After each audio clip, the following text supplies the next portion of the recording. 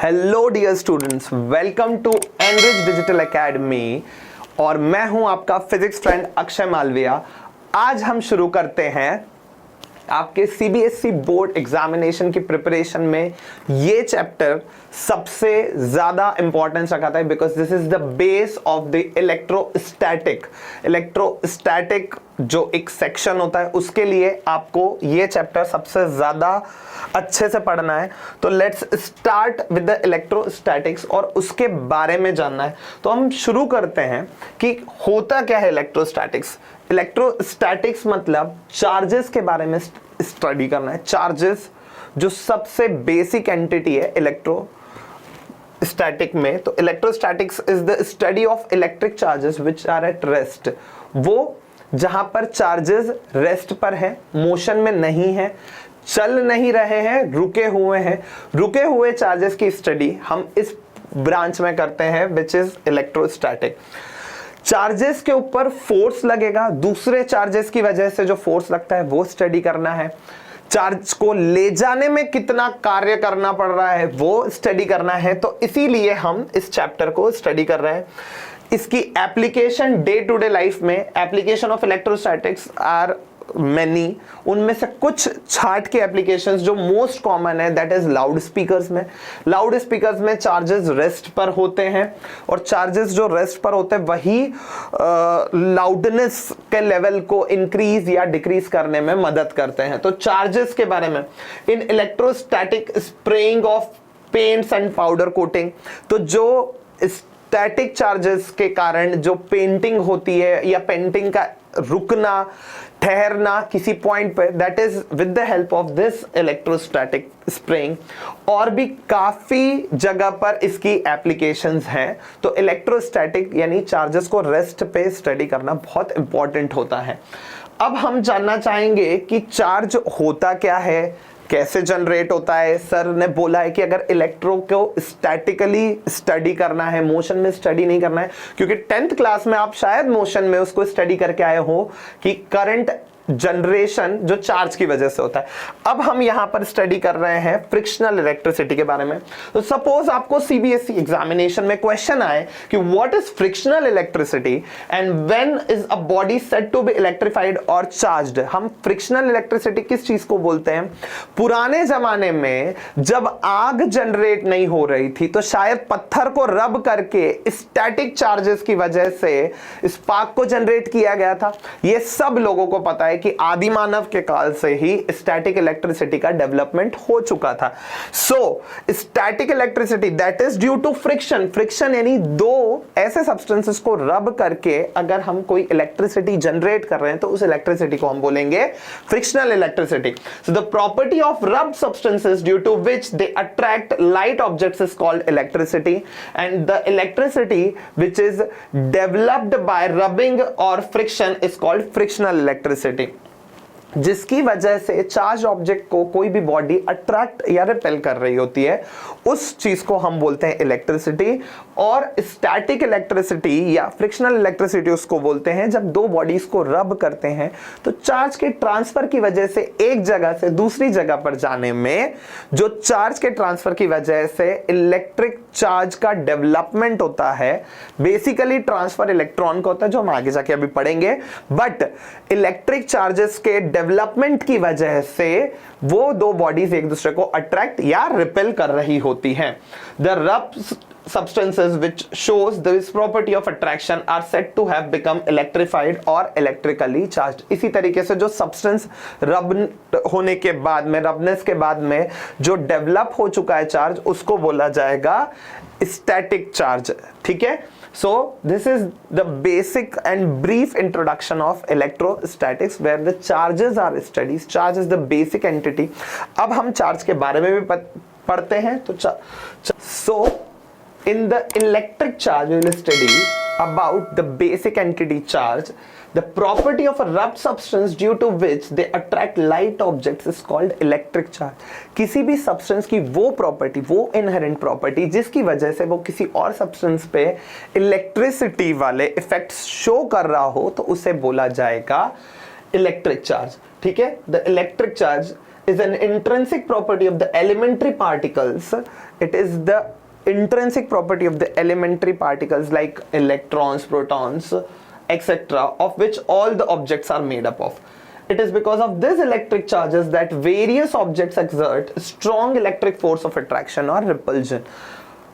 यही प्रॉपर्टी जिसकी वजह से सारे ऑब्जेक्ट्स एक दूसरे पे इलेक्ट्रिक फोर्स लगा पा रहे हैं, चार्जेस के कारण ही इलेक्ट्रिक फोर्सेस का जनरेशन होता है. सो इलेक्ट्रिक फोर्स लगाने के लिए बॉडी का चार्ज होना बहुत ज़रूरी है, और चार्ज डेवलप होने के लिए ही हम इलेक्ट्रॉन्स का ट्रांसफर मूवमेंट मानते हैं. ठीक है, सो वो प्रॉपर्टी किसी भी चार्ज की है ना, इलेक्ट्रिक चार्ज ऑब्जेक्ट की वो प्रॉपर्टी है जिसकी वजह से वो इलेक्ट्रिक इफेक्ट्स शो कर रहा होता है. ठीक है, so the charge is the property associated with the matter due to which it experiences electric and magnetic effects. अच्छा, सिर्फ और सिर्फ इलेक्ट्रिक इफेक्ट्स ही नहीं, मैग्नेटिक इफेक्ट्स भी चार्ज की वजह से ही शो कर रहा होता है. Because if a charge is in motion it will generate current and the current will indirectly generate a magnetic field around it. So electric charge की वजह से ही electric effects भी शो हो रहे होते हैं, और electric charge की ही वजह से magnetic effects भी शो हो रहे होते हैं. ठीक है, अब किसी भी एटम के अंदर या किसी भी बॉडी को चार्ज करने के लिए हमें क्या करना पड़ेगा? या तो हमें उसमें से इलेक्ट्रॉन्स को निकालना पड़ेगा या उसके अंदर इलेक्ट्रॉन्स को डालना पड़ेगा. तो suppose if we have a body, so if we give this body excess number of electrons, अगर हम इस बॉडी को इलेक्ट्रॉन्स देंगे तो इस बॉडी के अंदर number of electrons number of proton से बढ़ जाएंगे. सो अगर इलेक्ट्रॉन का नंबर प्रोटॉन से बढ़ गया, क्योंकि हम जानते हैं कि इलेक्ट्रॉन नेगेटिवली चार्ज होता है और प्रोटॉन पॉजिटिवली चार्ज होता है, तो this body becomes negatively charged. So ये बॉडी नेगेटिवली चार्ज्ड हो जाती है. सिमिलर वे में अगर हमने किसी भी बॉडी का या किसी भी बॉडी में से अगर हमने इलेक्ट्रॉन्स को बाहर निकाल लिया तो बॉडी के अंदर प्रोटॉन्स की संख्या बढ़ जाएगी और इलेक्ट्रॉन्स की संख्या घट जाएगी. इलेक्ट्रॉन्स की संख्या घटने की वजह से और प्रोटॉन्स की संख्या बढ़ने की वजह से this body becomes positively charged. This body becomes positively charged. So या तो कोई भी बॉडी नेगेटिवली चार्ज होगी या तो बॉडी पॉजिटिवली चार्ज होगी. उसी के बारे में हमने यहाँ पर स्टडी किया है. ठीक है, इलेक्ट्रिक चार्ज के बारे में पूछा गया कि वो कैसी क्वांटिटी, क्या वो स्केलर क्वांटिटी है या वो vector quantity. So it is a scalar quantity. Electric charge एक स्केलर क्वांटिटी है जिसका वेक्टर से कोई लेना देना नहीं, क्योंकि इसका कोई डायरेक्शन नहीं होता है, ना ही चार्ज के ट्रांसफर के डायरेक्शन की वजह से इसको वेक्टर क्वांटिटी कंसिडर किया जाएगा. ठीक है, बिकॉज अगर आपके पास कहीं पर चार्ज सपोज 2 यूनिट्स है और कहीं पर 3 यूनिट्स है तो टोटल मिला के उस बॉडी पर चार्ज 5 यूनिट्स का होगा. So this is why it is a scalar quantity and it's SI unit is coulomb. उसकी SI यूनिट पूछी गई थी क्वेश्चन में. So the SI unit of electric charge is coulomb.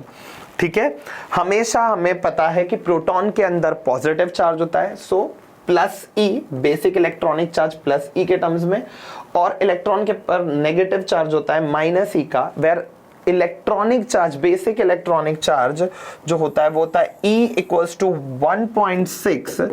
ई का वैल्यू होती है 1.6 into 10 to the power minus 19 coulomb. Basic electronic charge E की value होती है 1.6 into 10 to the power minus 19 coulomb. The SI unit of charge is coulomb. So will study about, so let's discuss about the properties of charges. सबसे पहली property होती है charge की, charge is transferable. Charge एक जगह से या एक बॉडी से दूसरी बॉडी में ट्रांसफर हो सकता है. So let us suppose we have taken 2 bodies namely A and B. अगर हमने A बॉडी में से इलेक्ट्रॉन्स को उठा के B बॉडी में ट्रांसफर कर दिया, so suppose Ne, number of electrons Ne को उठा के हमने अगर B बॉडी में ट्रांसफर कर दिया तो इलेक्ट्रॉन्स की संख्या E इस A बॉडी के अंदर Ne यानी इलेक्ट्रॉन्स की संख्या ए बॉडी के अंदर घट जाएगी जबकि बी बॉडी के अंदर बढ़ जाएगी। So this body becomes positively charge. ये बॉडी अब पॉजिटिवली चार्ज हो जाएगी और ये बॉडी नेगेटिवली चार्ज हो जाएगी। सो अगर देखा जाए तो जितने इलेक्ट्रॉन्स इसमें से आए थे वो इसमें ट्रांसफर हो गए हैं।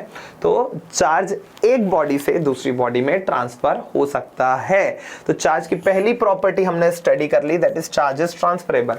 Second property of charge is always associated with mass. हवा में बातें नहीं कर सकते हैं कि चार्ज हवा में होगा, बिल्कुल नहीं। चार्ज ऐसी बॉडी पर ही होगा जिसका कुछ ना कुछ मास होगा। तो charge is always associated with mass. A body can have mass without charge but a body can not have charge without mass. So यही स्टेटमेंट कि charge is always associated with mass, यानी किसी body को अगर charge करना है तो उसका मास का होना जरूरी है, उसका मासिव होना जरूरी है। अच्छा, मास में चार्ज के ट्रांसफर की वजह से चेंज आता है? आता है, थोड़ा सा आता है, इतना फ्रैक्शनल आता है कि हम उस मास को इग्नोर कर सकते हैं।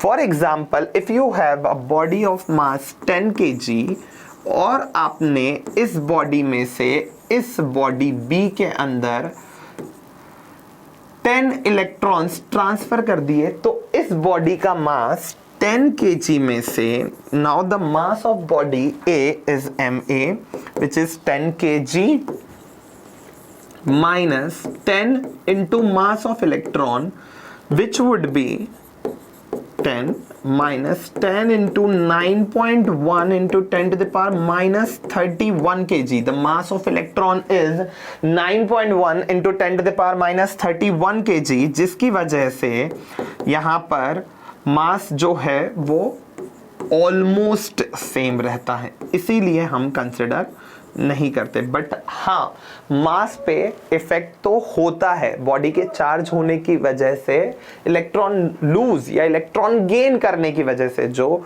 मास पे इफेक्ट होता है उसे हम इस तरीके से देख सकते हैं। Third property of charge is conserved. जिस तरह मास की प्रॉपर्टी होती है उसी तरीके से चार्ज की भी प्रॉपर्टी होती है कि charge is conserved. Charge can neither be created nor be destroyed. इस यूनिवर्स का चार्ज जो है वो कांस्टेंट है, सिर्फ चार्ज एक बॉडी से दूसरी बॉडी में ट्रांसफर हो रहा है। अगर 2 इलेक्ट्रॉन इस बॉडी ने 10 इलेक्ट्रॉन लूज किए तो इस बॉडी ने 10 इलेक्ट्रॉन गेन किए हैं। ये बॉडीज चार्ज हुई हैं तो ये इलेक्ट्रॉन यहां से यहां ट्रांसफर हुआ है, बट इलेक्ट्रॉन कहीं से क्रिएट नहीं करे गए हैं। तो किसी भी जगह पर अगर देखा जाए तो नेट चार्ज किसी भी बॉडी का या किसी भी तरीके से पूरे यूनिवर्स का चार्ज जो है वो कांस्टेंट होना चाहिए।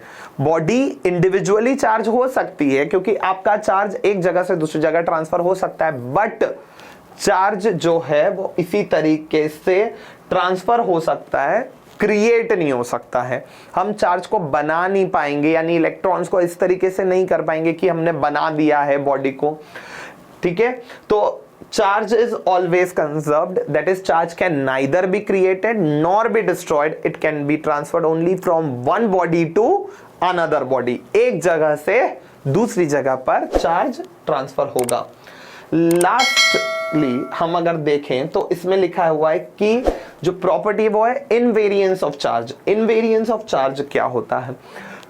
अगर कोई बॉडी, लेट अस सपोज अगर किसी बॉडी के बारे में हम बात करें जो कि चार्ज्ड है with the charge 10 coulomb, a charge is always denoted by small q और कैपिटल Q।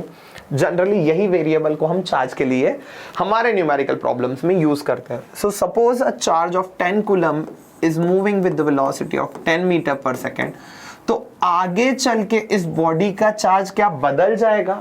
बिल्कुल नहीं। चार्ज को वेलोसिटी वगैरह से कोई इफेक्ट नहीं होता क्योंकि चार्ज कंजर्व्ड होता है। इसके बाद आगे चल के उस बॉडी में से अगर कोई चार्ज एक्सेप्ट नहीं कर रहा है या उस बॉडी में से कोई चार्ज निकाल नहीं रहा है तो वो बॉडी उसी तरीके से चार्ज रहेगी। यानी यहां पर अगर चार्ज 10 कूलम है तो इसके बाद भी बॉडी के ऊपर चार्ज 10 कूलम का ही होगा। ठीक है, इसके बाद नेक्स्ट प्रॉपर्टी है charge produces electric field and magnetic field. कोई भी चार्ज जो है वो अपने इर्द गिर्द अपना प्रभाव प्रकट करेगा। उसी प्रभाव को तो पढ़ने के लिए ये चैप्टर पढ़ा जा रहा है, ठीक है। उस प्रभाव को हम बोलेंगे इलेक्ट्रिक फील्ड। अब the space around a charge over which its influence can be experienced, उसे बोला जाएगा इलेक्ट्रिक फील्ड। इस प्लस क्यू चार्ज का इसके इर्द गिर्द जो प्रभाव है उसे हम बोलेंगे इलेक्ट्रिक फील्ड। अगर कहीं पर इलेक्ट्रिक फील्ड प्रोड्यूस हो रही है और चार्ज अगर मोशन में है, अगर चार्ज मोशन में है विद कांस्टेंट वेलोसिटी, सो वो अपने इर्द गिर्द जो एक फील्ड प्रोड्यूस करेगा उससे बोला जाएगा magnetic field, which is denoted by B. अगर चार्ज इस तरीके से मोशन कर रहा है तो वो इलेक्ट्रिक फील्ड और मैग्नेटिक फील्ड दोनों प्रोड्यूस कर रहा होगा, ठीक है। सो प्लस क्यू चार्ज की वजह से इलेक्ट्रिक फील्ड जनरेट होगी, ठीक है। Electric field is the space around the charge over which its influence can be experienced. उसके कारण क्या फोर्स है, उसकी प्रेजेंस में किसी और चार्ज को लाएंगे तो कितना काम करना पड़ेगा, वगैरह वगैरह, तो उसे बोला जाता है effect of charge. Next property of charge is that charge is quantize, quantization of charge. अब भाई चार्ज के बारे में बात करी जा रही है तो चार्ज का अमाउंट डिसाइड कैसे किया जाएगा। हमने अभी जस्ट पढ़ा है थोड़ी देर पहले ही कि चार्ज जो है वो इलेक्ट्रॉन्स के ट्रांसफर की वजह से हो रहा है, या तो इलेक्ट्रॉन गेन किए जा रहे हैं या फिर इलेक्ट्रॉन लूज किया जाएगा। तो इलेक्ट्रॉन गेन और लूज करने की वजह से जो चार्ज डेवलप होगा, late us suppose charge is q, so the charge is always an integral multiple of basic electronic charge E. So Q is equals to N into E, या मैं इसको इस तरीके से भी लिख सकता हूं Q equals to NE, where N is number of electrons and E is basic electronic charge which is 1.6 into 10 to the power minus 19 coulomb. ये बेसिक इलेक्ट्रॉनिक चार्ज के मल्टीपल में ही होगा, यानी हम 10 इलेक्ट्रॉन, 20 इलेक्ट्रॉन, 1,00,000 इलेक्ट्रॉन वगैरह वगैरह बोल सकते हैं। बट क्या हम Q इक्वल्स टू E/3 बोल पाएंगे? बिल्कुल गलत, हम ऐसा नहीं बोल पाएंगे। क्यों? क्योंकि Q की वैल्यू E/3 के बराबर नहीं हो सकती, N की वैल्यू 1/3 नहीं हो सकती, बेसिक एंटिटी का 1/3 हम नहीं कर सकते। समझ में आया? So charge is always the integral multiple of basic electronic charge, ठीक है। Lastly we will study additivity of charge. Additivity of charge says that कि अगर हमने किसी चैम्बर में 3-4 तरीके से चार्ज रखे कि +1 कूलम भी इसी चैम्बर में, +2 कूलम भी इसी चैम्बर में, +5 कूलम भी इसी चैम्बर में, तो इस चैम्बर का टोटल चार्ज हो जाएगा +1 +2 and +5 will give you +8 coulomb. So this is the total charge of this chamber, यानी charge being scalar quantity directly add और subtract हो सकते हैं। This is the property of charge कि it can only be added scalarly, that is उनको direct add और subtract किया जा सकता है। सो चार्ज अगर हमको निकालना हो तो हम इसी तरीके से, तो बच्चों हम आपको एक क्वेश्चन दे रहे हैं कि अगर मुझे ये चैम्बर में चार्ज निकालना हो टोटल तो वो कितना होगा। फटाफट इसका उत्तर देने का प्रयास करो।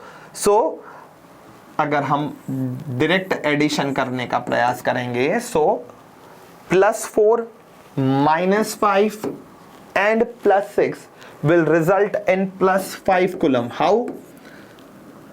+4 and +6 will give you +10, -5 will give you +5 coulomb. So this, in this way we'll calculate the charge. This charge can directly be added or subtracted. ठीक है। सो इस तरीके से हमने चार्ज और उसकी प्रॉपर्टी के बारे में पढ़ लिया। नेक्स्ट हम पढ़ने वाले हैं मेथड्स ऑफ चार्जिंग। अब बॉडी को चार्ज करना है तो किस तरीके से चार्ज करना है वो देखने का प्रयास करेंगे। ऐसे काफी सारी मेथड होती है किसी बॉडी को चार्ज करने में, उनमें सबसे इंपॉर्टेंटली हम 3 मेथड्स को पढ़ेंगे। So first method is charging by friction. The first method is charging by friction.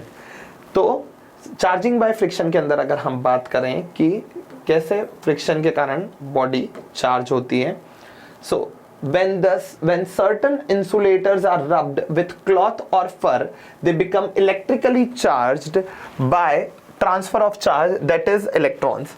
तो अगर हम किसी भी सब्सटेंस को क्लॉथ से, सिल्क क्लॉथ से या फर से रब करते हैं तो चार्ज के ट्रांसफर की वजह से, यानी इलेक्ट्रिकली वो चार्ज कैसे होगा, इलेक्ट्रॉन्स के ट्रांसफर की वजह से। जो बेसिक चार्ज है, चार्ज इलेक्ट्रॉन को भी हम चार्ज ही बोलते हैं, इसलिए चार्ज का ट्रांसफर बोला मैंने, या बेसिकली इलेक्ट्रॉन्स के ट्रांसफर की वजह से वो बॉडी चार्ज हो जाती है, तो उससे बोला जाता है चार्जिंग बाय फ्रिक्शन।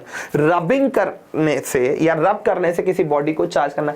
सबसे कॉमन एग्जांपल अगर चार्जिंग का बोला जाए या स्टैटिक इलेक्ट्रिसिटी का, तो तुम बच्चों अगर कोई स्केल को घिस के और उसके ऊपर पेपर स्टिक करवाते थे, जो बचपन में खेलते थे, वही चीज तो है चार्जिंग बाय फ्रिक्शन।